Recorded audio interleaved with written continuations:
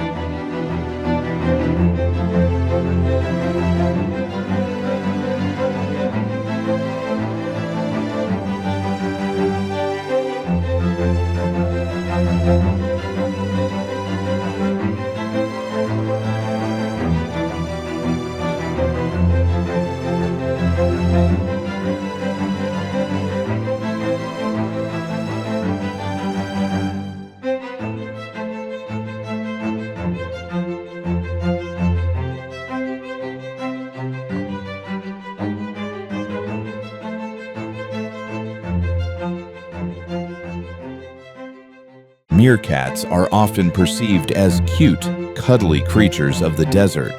The reality is far more rugged. They are highly efficient, insectivorous predators. As the mob moves out from the safety of the burrow, they fan out across the scrubland. They move with a frantic energy, a constant nervous twitch. Their metabolism is a furnace. A meerkat must eat close to its own body weight in food every single day just to survive. They cannot store fat effectively. A day without food is a crisis. This drives their relentless digging. Their front claws are curved and non-retractable, designed like excavators. They can move sand weighing several times their body weight in seconds. The menu is diverse but dangerous. They hunt beetles, spiders, moth pupae, and small reptiles. But the prize and the peril is the scorpion. The Kalahari is home to highly venomous scorpions capable of killing a human child. To a meerkat, it is a spicy snack.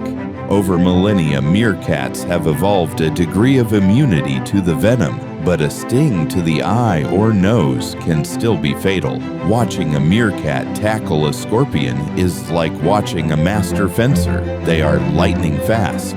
The meerkat dances back and forth, avoiding the tail, waiting for an opening to bite off the stinger. Once the weapon is neutralized, the scorpion is devoured, exoskeleton and all. This moisture-rich prey is crucial, as meerkats rarely drink water. They extract every drop of hydration they need from the bodies of their victims.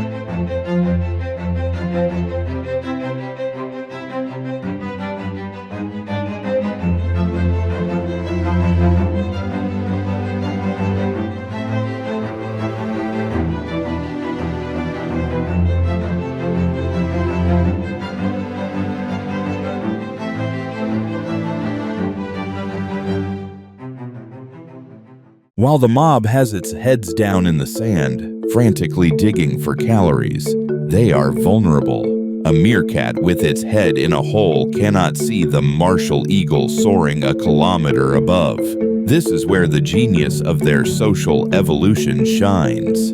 They utilize a sentinel system. At any given time, at least one member of the mob seeks the high ground. It might be a termite mound, a dried-out bush, or just a pile of rocks. This is the sentinel. This guard will not forage. They will not eat.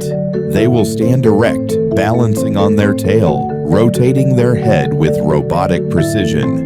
Their vision is spectacular. They can spot a raptor long before a human eye could register a dot in the sky. The sentinel speaks a complex language. If the sky is clear and the ground is safe, they emit a soft, rhythmic, peeping sound. This is the all-clear signal. It tells the foragers, "Keep eating, I am watching." It lowers the collective stress of the group.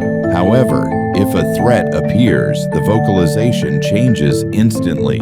Meerkat language is specific. They have distinct calls for different predators. A low, guttural growl signals a terrestrial threat, like a snake or a jackal, telling the mob to gather together and mob the intruder. A sharp, urgent bark signals an aerial threat, an eagle or hawk.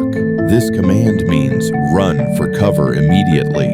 There is no hesitation. Upon hearing the aerial alarm, the desert floor empties in seconds as the meerkats dive into the nearest bolt holes, emergency escape tunnels scattered throughout their territory.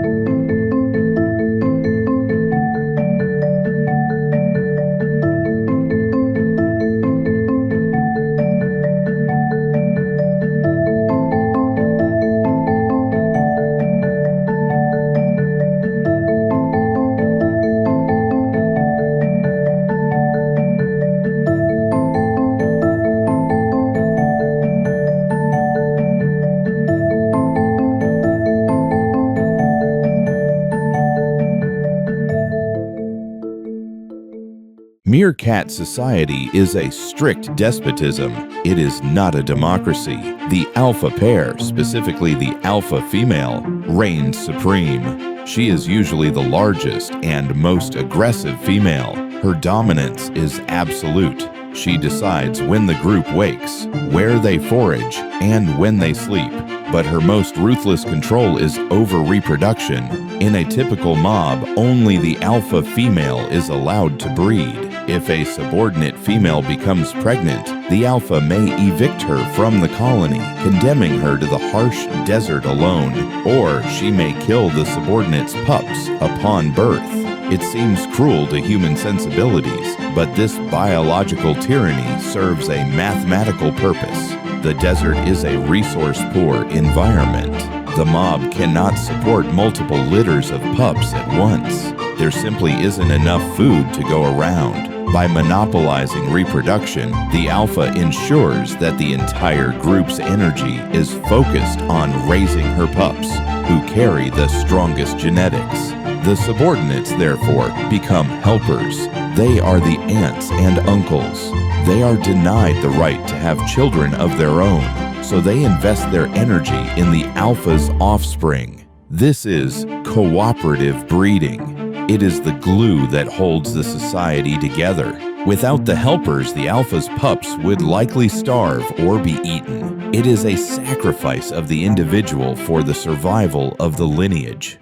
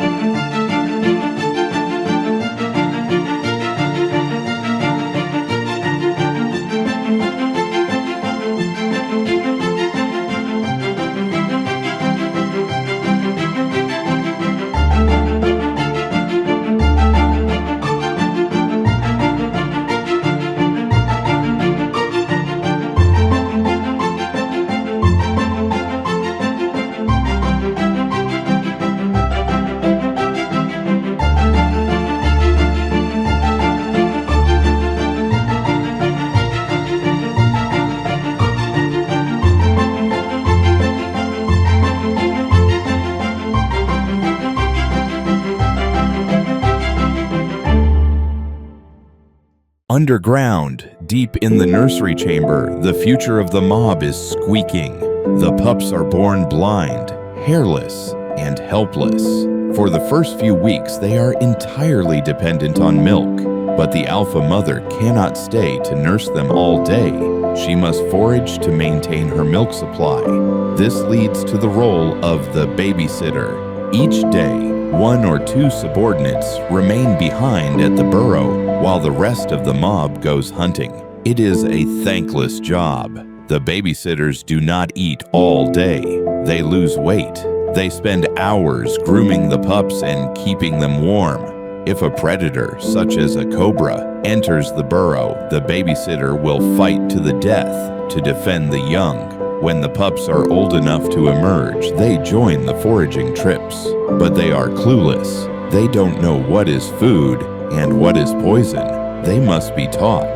Meerkats are among the very few animal species that actively engage in teaching. An adult will find a scorpion, bite off the stinger to make it safe, and then drop the live, angry scorpion in front of a pup.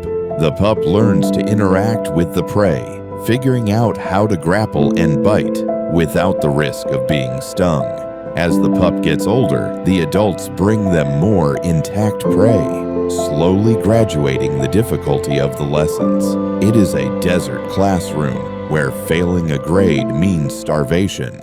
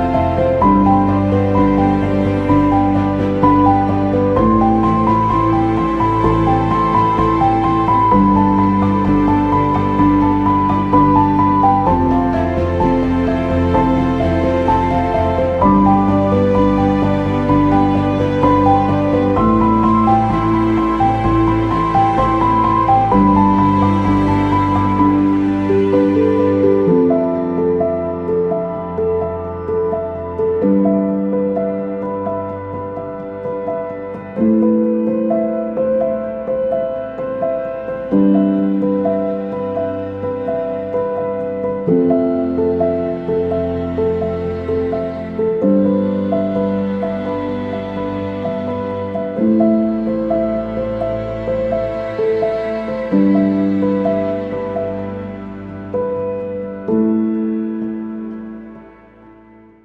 Kalahari is not an infinite space. It is a patchwork of territories, each claimed by a different mob. The borders are invisible lines in the sand, maintained by scent marking and constant patrolling. When two mobs meet at a border, the result is war. Intergroup conflict is one of the leading causes of death for meerkats. When rival groups spot each other, they don't immediately attack. They engage in a psychological warfare known as the war dance. The mobs line up like armies of old. They fluff up their fur to look larger, raise their tails like flagpoles, and leap into the air, hissing and spitting. They try to intimidate the enemy into retreating. If intimidation fails, the battle turns physical. It is a chaotic, dusty brawl of biting and scratching. The goal is to kill the enemy pups and drive the rivals off the land. Territory is everything. A better territory means more bolt holes, more beetle larvae, and better shelter from the heat. Losing territory can lead to the slow demise of a clan as they are pushed into marginal, predator-rich lands. Sometimes, amidst the chaos of war, roving males from one group will try to sneak off with females from the rival group.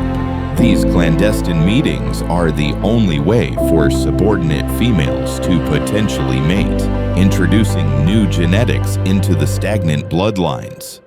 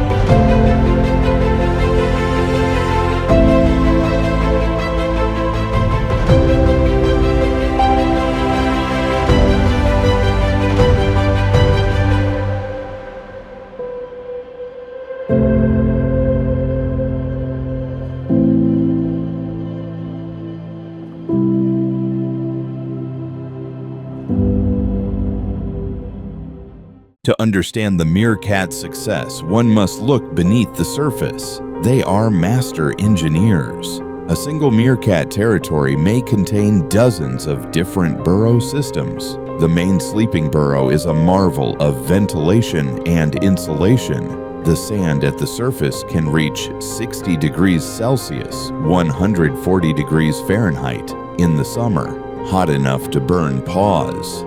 Yet, 2 meters down, the temperature remains a stable, cool 25 degrees. The burrow is a refuge from the sun's tyranny. The tunnels are extensive, often comprising multiple levels and distinct chambers for sleeping, birthing, and even waste disposal. Meerkats are fastidious. They clean their sleeping quarters regularly. The architecture must also withstand the rainy season. Flash floods can drown a sleeping mob in minutes. Therefore, the tunnels are dug with complex gradients and drainage sumps to ensure air pockets remain even if water rushes in. The maintenance is endless. Every morning, before foraging, the mob engages in renovation. They clear out sand that has drifted in overnight, repair collapsed tunnels, and dig new escape routes. It is a public works project that never ends, requiring the collective effort of every able-bodied adult.